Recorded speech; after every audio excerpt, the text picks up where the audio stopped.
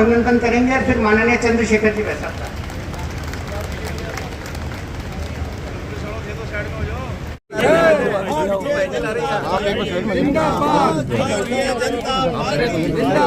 आप लोग तो पीछे आ जाओ यार।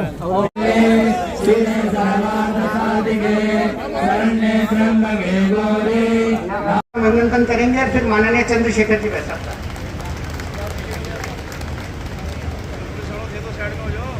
लेकर के आए हैं आपका अभिनंदन स्वागत राष्ट्रीय अध्यक्ष।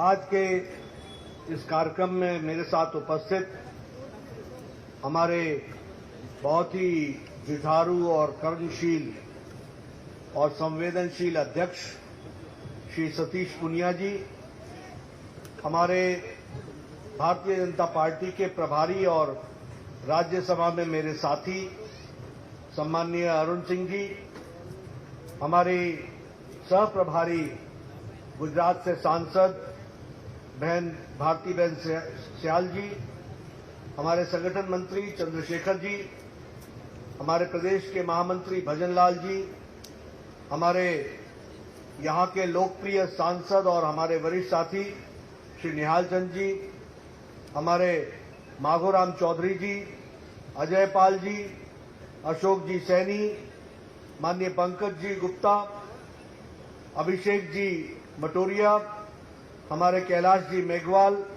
गुमान सिंह जी राजपुरोहित, बलबीर सिंह जी बिश्नोई, हमारे धर्मेंद्र जी, गुरदीप सिंह जी, डॉक्टर राम प्रताप जी, विवेक गुप्ता जी, सतीश सरीन जी, दिनेश जी पोद्दार, प्रदीप सिखवाल जी, हमारे सांसद माननीय बालकनाथ जी, अमर सिंह राठौर जी, जुगल किशोर गौड़ जी, सम्मानित मंच और इतनी बड़ी संख्या में यहां पर एकत्र आए पार्टी के वरिष्ठ कार्यकर्ता, देवी और सज्जनों, और इसके साथ साथ हमारे 10 स्थानों पर जुड़े हुए जो 10 कार्यालयों का श्री गणेश हो रहा है, वहां उपस्थित और वीडियो कॉन्फ्रेंस से जुड़े हुए हमारे सभी वरिष्ठ साथीगण और 44 जिला में लाइव देख रहे हमारे सभी कार्यकर्ता बंधु। यहां मैं अपने सामने एक बड़े टीवी स्क्रीन पर देख रहा हूं कि बीकानेर में अर्जुन मेघवाल जी, हरिराम जी, ताराचंद सारस्वत जी वो बैठे दिख रहे हैं। उसी तरीके से गंगानगर में मुझे राजेंद्र राठौर जी दिख रहे हैं और हमारे अलवर में राजवर्धन सिंह दिख रहे हैं, रामलाल जी शर्मा दिख रहे हैं। अजमेर में हमारे गजेंद्र सिंह शेखावत जी दिख रहे हैं और प्रसन्न चंद जी मेहता भी दिख रहे हैं और शायद उनके बगल में डूडी जी बैठे हैं, बहुत देख नहीं पा रहा हूं लेकिन लगता है कि वो डूडी जी हैं। उसी तरीके से धौलपुर में राजकुमार चाहर जी हैं जो हॉल के अंदर बैठे हैं और साथ में उनके महेंद्र जाटव जी हैं। नागौर में कैलाश चौधरी जी और राजकुमार भूतरा जी दिख रहे हैं। उदयपुर में गुलाब सिंह कटारिया जी दिख रहे हैं और हमारे चित्तौड़गढ़ में सीपी जोशी जी और ओम प्रकाश भड़ाना जी दिख रहे हैं। इस प्रकार से गोवर्धन जी हमारे चूरू में और गोपीचंद मीना जी प्रतापगढ़ में और 12 में श्रीमती चंद्रकला मेघवाल जी दिख रही हैं। नजदीक से देखने के लिए मैंने ये आपके फोटो शॉट्स भी मंगवाए ताकि मैं देख सकूं और इस समय फोकस अर्जुन राम मेघवाल जी पर है कैमरे का, बिल्कुल अगल बगल कोई दिख नहीं रहा है, सभी हमारे सज्जन वृंद दिख रहे हैं लेकिन पूरा फोकस अर्जुन राम मेघवाल जी पर है। अब गजेंद्र जी पर भी फोकस कर दिया गया है। आप सभी को मेरा राम राम, सभी को मेरा नमस्कार। मित्रों, आज ये डिजिटल वर्ल्ड के कारण हम एक स्थान से 10 कार्यालयों का श्री गणेश कर रहे हैं और साथ ही साथ 4 स्थानों पर भूमि पूजन कर रहे हैं। सच मायने में मानिए तो यह हम सब के लिए और भारतीय जनता पार्टी के लिए और राजस्थान की भारतीय जनता पार्टी के लिए यह एक उत्सव का अवसर है, उत्सव का अवसर है। यह हमारे लिए उत्सव है। आप कल्पना कीजिए कि आज 10 स्थानों पर ऐसे भव्य मंदिर हमारे कार्यालय खड़े हो रहे हैं। मित्रों, यह कार्यालय की कल्पना हमारे से पूर्व अध्यक्ष श्री अमित शाह जी ने रखी थी और उन्होंने कहा था कि हर जिले में कार्यालय होना चाहिए। उसी कल्पना को लेकर के हम लोग आगे बढ़े और उस कल्पना को पूरा करने के लिए पूरी ताकत लगाई।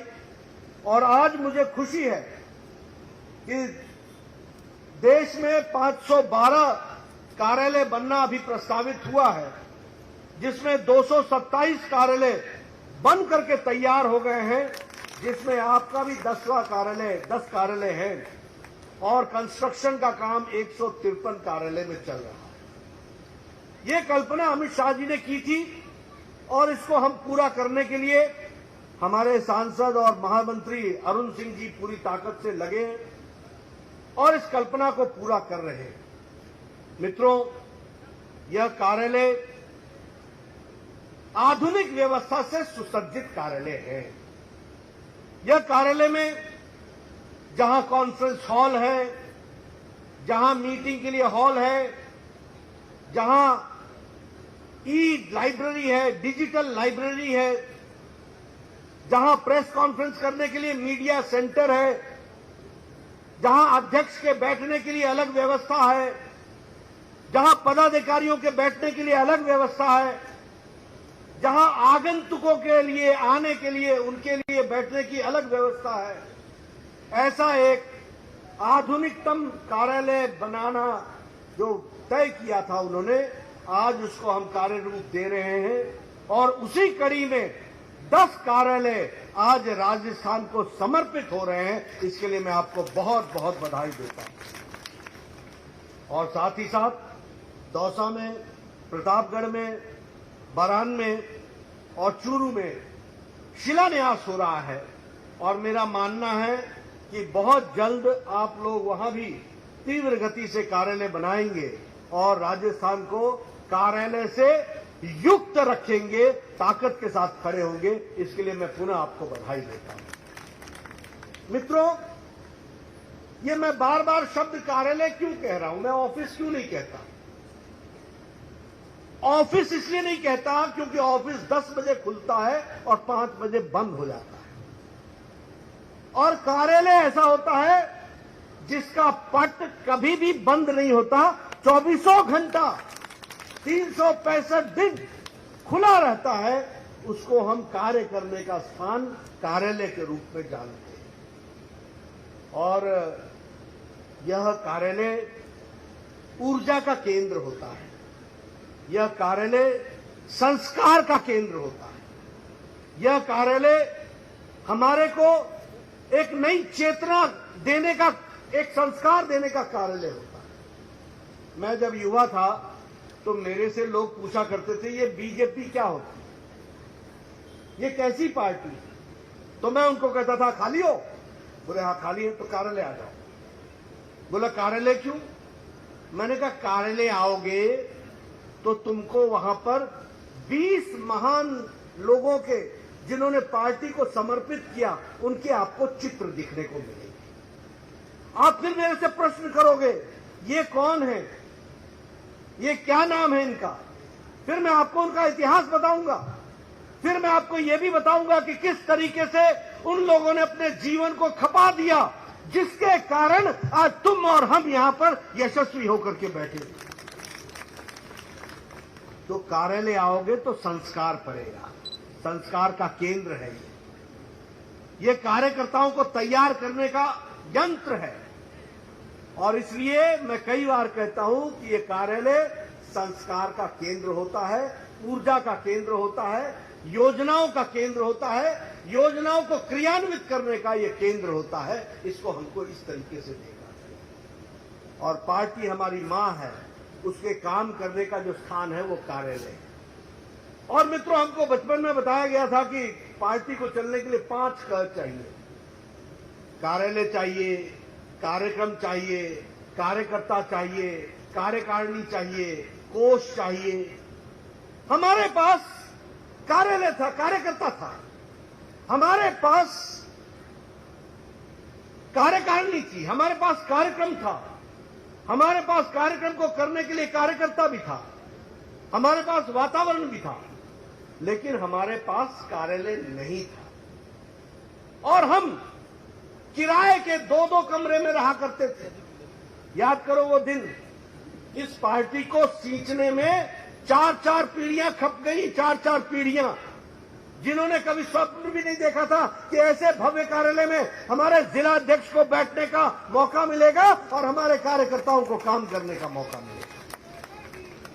लेकिन उनकी तपस्या, उनका मितव्ययता, उनकी साधना, उनकी सोच, उसका प्रमाण है कि आज ये कार्यालय जीते जागते संस्कार केंद्र और ऊर्जा केंद्र के रूप में विराजमान है। और इसलिए मैं इसको एक उत्सव मानता हूं और इस उत्सव में आप सब लोगों ने अपने आप को जोड़ा है। ये सच में आप याद करो ना, मैं उन कार्यकर्ताओं को याद करता हूं जो किसी छोटी सी पतली सी गली में 2 कमरे होते थे, एक में खुद कोई कार्यकर्ता रहता था और एक में कार्यालय चलता था। वहां से बढ़कर के आज हम इस तरीके के कार्यालय के रूप में आए हैं। ये सच में उत्सव का भी अवसर है और समझने का भी अवसर है। मित्रों, अगर हम बात करें, एक समय में हमारे 2 सांसद होते थे और आज हमारे 302 हैं, चुने हुए प्रतिनिधि 302। एक समय में हम संगठन को आगे मजबूत करने के लिए कार्य करते थे, हमारी संख्या लाखों में थी। आज हर एक कोई हमारा परिचय देता है, हमारा विरोधी भी परिचय देता है, तो वो कहता है विश्व की सबसे बड़ी पार्टी, 18 करोड़ के सदस्यों वाली पार्टी भारतीय जनता पार्टी।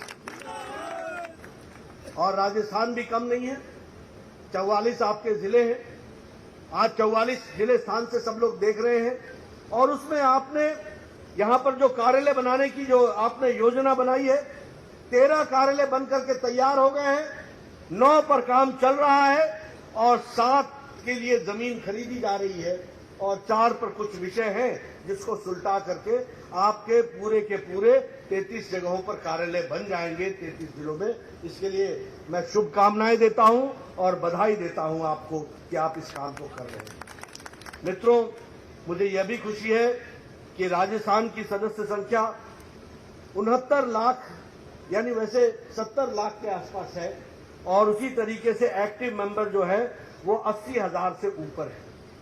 आप सोचिए, कभी भैरव सिंह शेखावत जी जब पार्टी का काम करते थे, एक समय ऐसी स्थिति आई कि 16 जनसंघ के एमएलए थे और 16 में से सब छोड़ करके चले गए, एक ही रह गए अकेले, भैरव सिंह जी, और उनके साथ एक और शायद रह गए थे, 2 रह गए थे।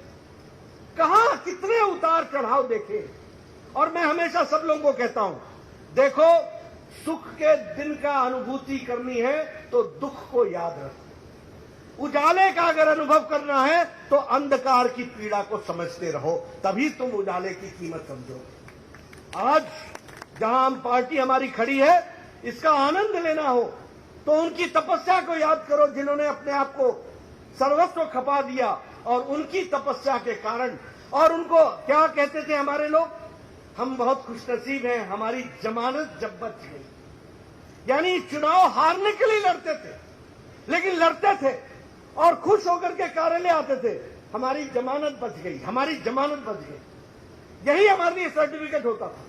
लेकिन मन में एक तमन्ना थी कि विचार के लिए लड़ेंगे और विचार के लिए खपा देंगे। आज उनकी तपस्या के कारण हम आज यशस्वी हुए हैं, ये भी हमको याद रखना चाहिए। मित्रों, हम लोगों को, जब मैं ये सारी बातें कर रहा हूं, तो भारतीय जनता पार्टी के कार्यकर्ताओं को एक बात और ध्यान रखनी चाहिए। हम किसकी पार्टी है, हम किसके लिए हैं, हमने किसके लिए काम करना है, हमको कहां बढ़ना है आगे, हमको क्या करना है। हम क्या सिर्फ एमएलए बनने आए हैं, हम क्या एमपी बनने आए हैं, हम सिर्फ मंत्री बनने आए हैं, हम सिर्फ कोई कुर्सी घेरने के लिए आए हैं? नहीं। कुर्सी, एमएलए, एमपी, मंत्री, ये हमारी माध्यम है, ये हमारा रास्ता है, जिसके माध्यम से हम लोक सेवा के लिए आए हैं, जनता की सेवा के लिए आए हैं और राष्ट्र को मजबूत बनाने के लिए आए हैं। ये हमको ध्यान में रखना है। और जब मैं कहता हूं कि राष्ट्र को मजबूत करना है, तो हमारा विरोधी भी जानता है कि राष्ट्रवादी अगर कोई पार्टी है तो वो भारतीय जनता पार्टी, राष्ट्रवादी पार्टी। देखिए 1951-52 से हमने कहा एक देश में दो निशान, दो विधान, दो प्रधान नहीं चले। 1952 से लेकर 2020 आ गया, हम एक ही नारा लगाते रहे, एक देश में दो निशान, दो विधान, दो प्रधान नहीं चले। सारी पार्टियों ने रास्ते बदल लिए, लेकिन प्रखर राष्ट्रवाद भारतीय जनसंघ और भारतीय जनता पार्टी के साथ हमेशा अटूट रहा।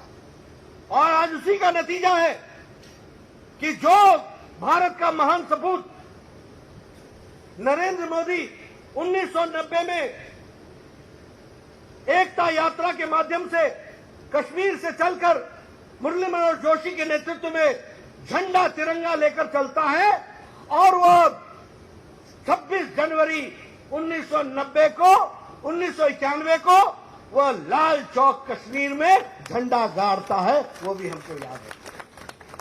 और वही बाद में प्रधानमंत्री बनते हैं, और उनकी इच्छा शक्ति और अमित शाह की राजनीति ने धारा 370 को धाराशाही कर दिया।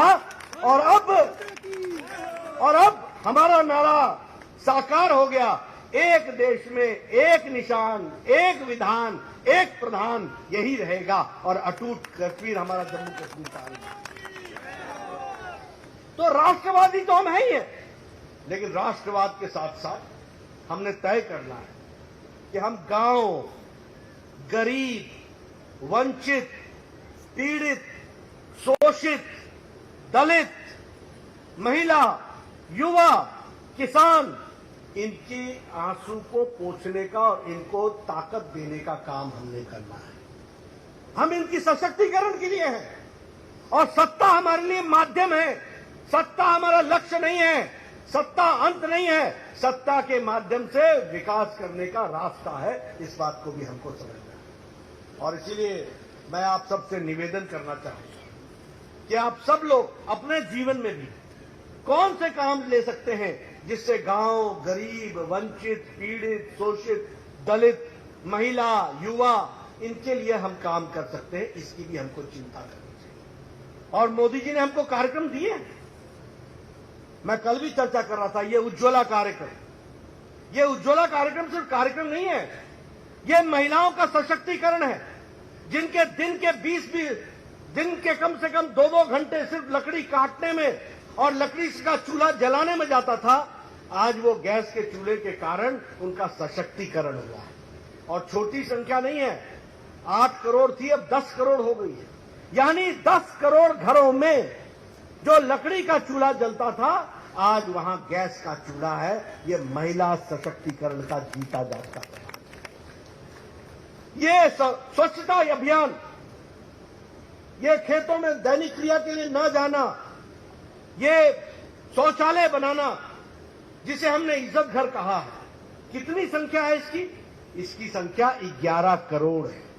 यानी 70 साल गुजर गए, 11 करोड़ घर, यानी 11 करोड़ माताएं ऐसी थी बेचारी जो अपने दैनिक नित्यकर्म के लिए सूर्योदय से पहले और सूर्यास्त के बाद जाने का इंतजार करती। 11 करोड़ छोटी नहीं घटना है, 11 करोड़। अब 11 करोड़ बहनों के बच्चे भी थे, यानी ये सब खेतों में जाया करते थे दैनिक क्रिया। लेकिन मोदी जी ने इनको खेतों में जाने से रुकवाया और इज्जत घर घर में दिया। 11 करोड़ इज्जत घर बनाए और उनका सशक्तिकरण दिया, उनको ताकत दी। ये भी हमको याद रखना चाहिए। अगर हम बात करें सौभाग्य योजना की, 3.5 करोड़ घरों में बिजली पहुंचाइए, 3.5 करोड़ घर। राजस्थान में भी लाखों की संख्या में पहुंचाइए। इसका मतलब कि वो माताएं बेचारी ढिबरी जला करके पढ़ा करती थी, बच्चे पढ़ा करते थे। टीवी नाम की चीज नहीं होगी, फ्रिज की कभी कल्पना नहीं कर सकते, कोई उनके पास व्यवस्था नहीं थी। आज उनको भी एक इज्जत के साथ जीने का मौका मिला है तो वह हमको सौभाग्य योजना के माध्यम से मिला है। अनेक योजनाएं उठा करके देखिए। आप बताइए, कोरोना जब आया तो ये जनधन खाते में मोदी जी ने 500-500 रुपए 20 करोड़ बहनों के खाते में पहुंचाया कि नहीं पहुंचाया? पहुंचाया कि नहीं पहुंचाया? ये महिला सशक्तिकरण था। 500-500 रुपए, 3 महीने लॉकडाउन रहा तो 3 महीने 500-500 रुपए पहुंचाया। हमारे वृद्धा पेंशन की दृष्टि से 1000 रुपए पहुंचाया गया हर महीने। हमारे अपने विकलांग भाइयों को 1-1 रुपए पहुंचाया गया। ये सशक्तिकरण, यानी गांव, गरीब, वंचित, पीड़ित, शोषित, दलित, युवाओं के लिए स्टैंड अप योजना, स्टार्टअप योजना, हमारे दलित भाइयों के लिए स्टार्टअप योजना अलग से चलाया गया। ये सारे कार्यक्रम इसलिए चलाए गए ताकि आप विकसित हो सके और आपके माध्यम से समाज आगे बढ़ सके, इसकी चिंता की। मित्रों, मैं यह भी कहना चाहूंगा कि यह सरकार, कल भी मैंने कहा, जवाबदेह सरकार है। यह जवाबदेह के साथ साथ रिस्पॉन्सिव सरकार है, रिस्पॉन्सिबल सरकार। आप लोगों ने वैक्सीनेशन कराया, आप बताइए, अभी तक अमेरिका नहीं करा पाया है पूरा वैक्सीनेशन। अभी ऑस्ट्रेलिया में झंझट चल रहा था वैक्सीन कराएं कि नहीं कराएं, लेकिन भारत देश में आज 190 करोड़ डोज लग गई है 130 करोड़ की जनसंख्या को, और आपको सुरक्षा कवच दिया गया है। यह जवाबदेह सरकार, यह जिम्मेवार सरकार। और बताइए, मुफ्त दिया कि नहीं दिया? मुफ्त लगाया कि नहीं लगाया? सबको डबल डोज लग गई है कि नहीं लग गई है? आप सब बिना मास्क के बैठे हैं कि नहीं बैठे? यह जवाबदेह सरकार का नतीजा है। और आप याद कीजिए, वो केजरीवाल जी ने कहा कि हमको खरीदने दो वैक्सीन, हमको खरीदने दो वैक्सीन। अंतर्राष्ट्रीय बाजार में गए, किसी ने पूछा नहीं, 1 हफ्ते में लौट करके अबाउट टर्न होकर के आए और कहने लगे, मोदी जी आप ही वैक्सीन दिला दो। और अंत में क्या कहा? मुफ्त ही दिला दो। मोदी जी ने कहा, ये तेरे बस का रोग नहीं है, ये हम ही कर सकते हैं। मोदी है तो मुमकिन है, ये हमको ध्यान में रखना है। और वैक्सीनेशन हुआ। आज हम सुरक्षा कवच के साथ 130 करोड़ की जनसंख्या खड़ी है, ये भी हमको समझना चाहिए। मैंने अभी भी चर्चा की थी, कल भी चर्चा की थी, ऑपरेशन गंगा के तहत क्या आप बताइए 23,000 बच्चों को वापस लेकर के यूक्रेन से आए कि नहीं आए? मोदी जी आए कि नहीं आए? 23,000 बच्चे। किस देश ने ऐसी कोशिश की है? अमेरिका ने की क्या? कनाडा ने की क्या? ऑस्ट्रेलिया ने की क्या? यूरोप ने की क्या? कौन सा देश है? आप बताइए, मोदी जी ने पुतिन से बात की कि नहीं की कि हमारे बच्चे हैं वहां पर? ज़ेलेंस्की को बताया कि नहीं कहा हमारे बच्चे हैं? पुतिन ने कहा कि नहीं कहा कि हम युद्ध विराम करते हैं, इतने समय में आप अपने बच्चों को भारत के लिए निकाल लीजिए? सारा विदेश मंत्रालय यूक्रेन के बॉर्डर पर मोदी जी ने लगा दिया और 1 महीने के अंदर 23,000 बच्चे 114 फ्लाइटों में उनको भारत पहुंचाया। 114 फ्लाइट, जिसमें से 14 फ्लाइट भारतीय एयरफोर्स की थी और बाकी हमारे विमान सेवाओं वाली थी, और उनको ला करके यहां भारत में पहुंचाया गया, उनके माता पिता तक पहुंचाया गया। किया कि नहीं किया? और राजस्थान से भी 5,000 बच्चे थे। यह रिस्पॉन्सिबल सरकार, यह रिस्पॉन्सिबल सरकार जिसको हमको समझना चाहिए और ध्यान रखना चाहिए। मित्रों, मोदी जी के नेतृत्व में देश मजबूती से आगे बढ़ रहा है। आज हमें खुशी है, आपको जानकर के खुशी होगी। गांधी जी चरखा चलाया करते थे, गांधी जी कहते थे खादी पहनो, गांधी जी कहते थे खादी करो। कांग्रेसी भूल गए 70 साल में, गांधी को ही भूल गए तो बाकी क्या करें? गांधी को भूल गए। मोदी जी ने गांधी को याद रखा, खादी को आगे बढ़ाया, और आज आपको जानकर खुशी होगी कि मार्च महीने का टर्नओवर 1,15,000 करोड़ खादी का है। ये हमको आजादी के बाद इतनी बिक्री खादी की कभी नहीं हुई, और ये फास्ट मूविंग कंज्यूमर गुड बन गया है खादी। यह भी हमको याद रखना। आप बताइए, मोदी जी ने स्टार्टअप के लिए कहा था कि नहीं कहा था? इनोवेशन के लिए कहा था कि नहीं कहा था कि आप इनोवेट करो, इनोवेट करो, इनोवेट करो? एक समय जब ये कहा था तो भारत का नौजवान नौकरी मांगता था, भारत का नौजवान बेरोजगारी की बात करता था। मोदी जी ने प्रेरित किया कि तुमको अपना काम भी करना चाहिए, उस समय स्टार्टअप में 500 लोग थे और आज 68,000 स्टार्टअप भारत में चल रहे हैं और उसमें 100 ऐसे हैं जो यूनिकॉर्न में आ गए हैं, जिनका नाम यूनिकॉर्न में दर्ज हो गया है, जिनका टर्नओवर 100 करोड़ से ज्यादा हो गया, 100 करोड़ से ज्यादा का टर्नओवर हो गया। ये बदलता भारत है जिसको हमको याद रखना है। मित्रों, आप बताइए, राजस्थान के लोग विभिन्न देशों में, प्रदेशों में जाते थे काम करने के लिए कि नहीं जाते थे? और उनको वहां राशन कार्ड नहीं होता था क्योंकि उनका घर जहां है वहीं राशन कार्ड बनता था। प्रधानमंत्री जी ने 1 नेशन 1 राशन कार्ड, अब देश में कहीं भी चले जाओ तुम्हारे को तुम्हारे राशन का हिस्सा मिलेगा, तुम्हारे कार्ड पर मिलेगा, ये भी उसकी व्यवस्था की। तो मित्रों, आपको जानकर के खुशी होगी, जब मैं रिस्पॉन्सिव गवर्नमेंट कहता हूं, कोरोना आया तो कोरोना में क्या 80 करोड़ की जनता को तब से मोदी जी 5 किलो गेहूं या 5 किलो चावल, 1 किलो दाल दे रहे हैं कि नहीं दे रहे हैं? 80 करोड़ की जनता को प्रधानमंत्री अन्न योजना में मिल रहा है कि नहीं मिल रहा है? अभी आर्थिक आंकड़े इंटरनेशनल मॉनिटरी फंड का आया, उन्होंने कहा है कि भारत अति गरीबी की रेखा को 1% से नीचे रखने में पिछले 2 सालों में सफल रहा है। इसने गरीबी को बढ़ने नहीं दिया है। और साथ ही साथ रिपोर्ट यह भी कहती है कि 12% लोग गरीबी की रेखा से ऊपर उठ चुके हैं। यह मोदी जी का बदलता भारत है, इसको भी हमको याद रखना है। मित्रों, मैं बहुत सी आपके सामने बातें रख सकता हूं, लेकिन मैं ज्यादा समय आपका न लेता हुआ एक ही बात कहूंगा कि अभी विकास की दृष्टि से अगर हम बात करें, आज सड़क बन रही है Amritsar Jamnagar economic corridor expressway, और ये सड़क हनुमानगढ़, बीकानेर, नागौर, जोधपुर, पाली से होती हुई जाएगी। आप बताइए, राजस्थान का विकास होगा कि नहीं होगा? राजस्थान का विकास में फर्क पड़ेगा कि नहीं पड़ेगा? और जिसका नाम ही इकोनॉमिक कॉरिडोर हो तो उससे कितना फर्क पड़ेगा वह भी हमको याद रखना। दिल्ली मुंबई एक्सप्रेस हाईवे, ये लगभग 98,000 करोड़ रुपए की लागत से बन रहा है, 373 किलोमीटर बनेगा। ये अलवर, दौसा, सवाई माधोपुर, बूंदी, झालावाड़ से होता हुआ गुजरेगा।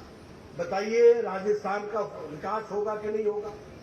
तो हर दृष्टि से एक विकसित देश को, विकसित प्रदेश को बनाने के लिए आदरणीय प्रधानमंत्री जी के नेतृत्व में काम चल रहा है।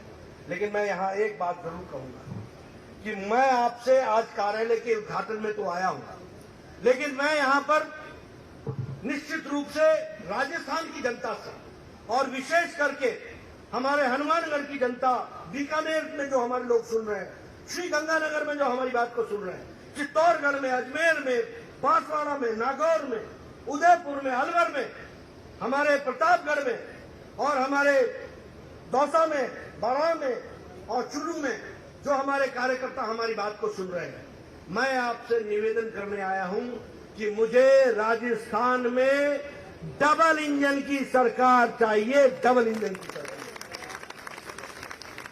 कोई कारण नहीं है मोदी जी का आशीर्वाद हो और राजस्थान में जन विरोधी सरकार बैठी हो, जिसको जनता से कोई लेना देना नहीं है, जो जनता के मर्म को नहीं समझती, जो जनता के विषयों को नहीं समझती है।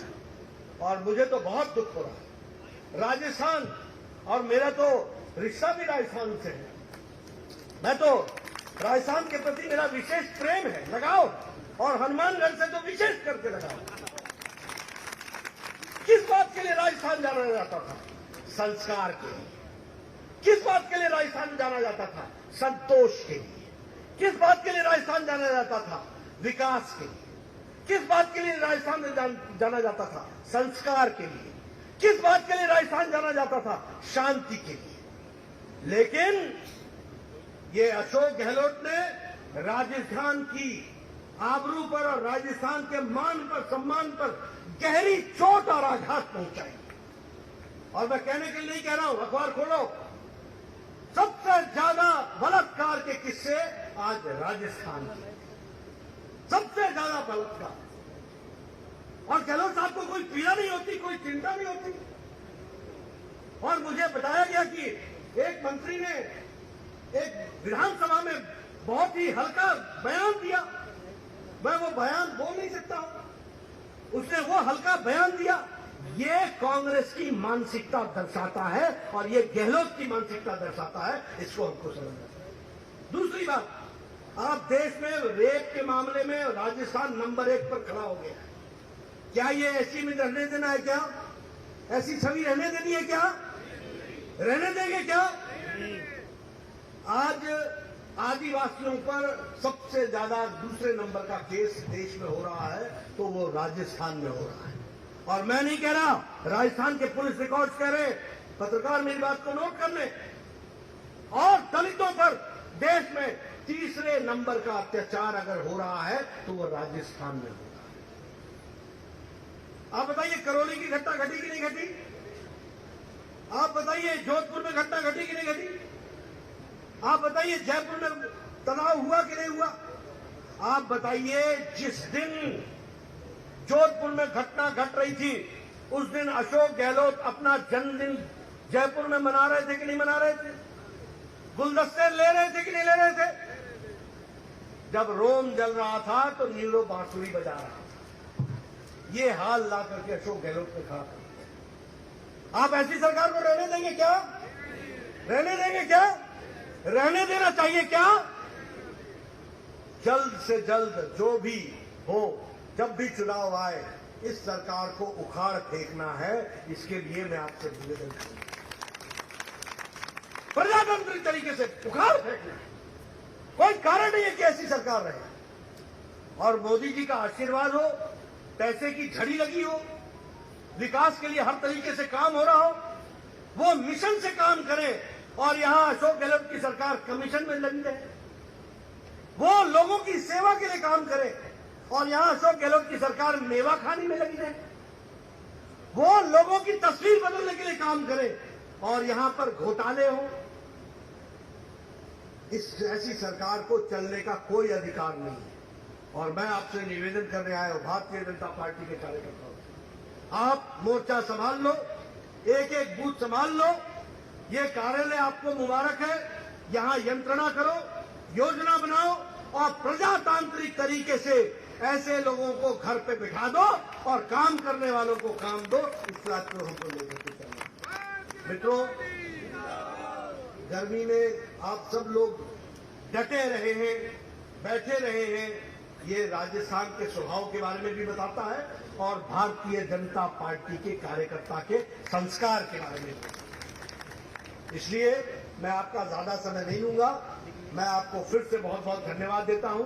और इस मंच के माध्यम से जो हमारे सभी 44 स्थानों पर हमारे 44 जो संगठनात्मक जिले हैं, फेस लाइफ से जुड़े हुए सभी कार्यकर्ता, सभी नेताओं को इस उत्सव की घड़ी पर उनको बधाई देता हूं।